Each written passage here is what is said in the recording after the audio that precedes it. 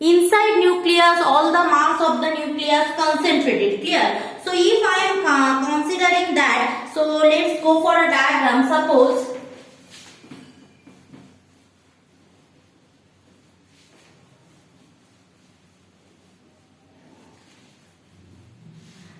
this is my alpha particle. Already in class 11, class 10 we know, we have studied radioactivity. Alpha particle is what? 2He4. Alpha particle means what? 2He4.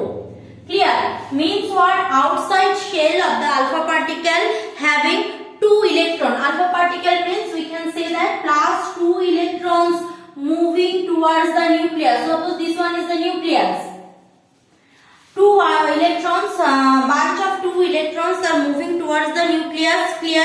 So if I am considering nucleus having what? Number of protons, because neutrons are uncharged particles. So if we are having Z number of protons, so nuclear charge will be what?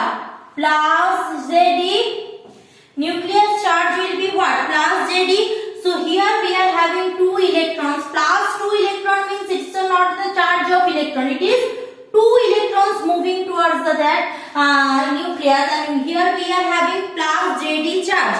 Okay, plus Jd charge. Now what is happening? As alpha particle approaches to the nucleus, what is happening? The electrostatic repulsive force due to nucleus increase and kinetic energy of the particle goes on converting into potential energy. What does it happen? Because alpha particle also have 2 electrons, 2 protons. So nucleus of alpha particles has 2 proton, P for proton I am telling, and 2 neutrons, and outside we are having electrons. So the nucleus of alpha particle has 2 proton. This gold foil has also 2 proton. So if this want to come this direction, so it will repel this alpha particle. So what is happening? That alpha particle moving towards the nucleus of gold foil with the kinetic energy, but that kinetic energy will be converting slowly to the potential energy due to repulsive force. Clear? So what should be my energy? Energy will be U. U will be what? Already we know from electrostatic force, my energy will be what? 1 by 4 pi epsilon 0. Forget about energy. If we are considering that the distance between distance of closest approach means distance between that nucleus of alpha particle and distance between nucleus of alpha particle and the nucleus of gold foil, if we are taking R0 is the distance between nucleus of alpha particle and gold foil. Already we know from Coulomb's law and Coulomb potential things that potential will be 1 by 4 pi epsilon 0 1 by R0 into the charge square. The 2 charge, what are the charge here? Here one charge is Ze, that charge of the gold foil's nucleus is Ze, and 2 electrons from each particle coming to the nucleus. So 2 electron. So we are having what? We are having 2Ze square by 4 pi epsilon naught R naught. So this is my potential energy when alpha particle coming to that nucleus. Clear? Done. Now what? That kinetic energy of the alpha particle is converting to the potential energy when it is coming to the nucleus of the gold foil. So obviously, if we can say that K is the, if I am taking that K is the kinetic energy of alpha particle, and obviously when it is very close, or I can say that distance of closest approach, very close to the very close to the nucleus of the gold foil, then means when it is at R0, that time that kinetic energy and potential energies are equal. Kinetic energy of the alpha particle is equal to the potential energy stored in that when it is comes to R0 distance. So U can equal to K. So K equal to 2Z E square by 4 pi epsilon naught R0